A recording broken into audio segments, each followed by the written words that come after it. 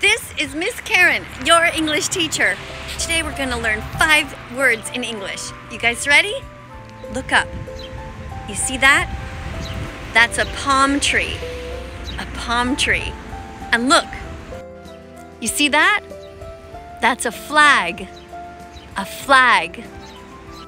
This is a bird. A bird. This is a bench. A bench. These are umbrellas.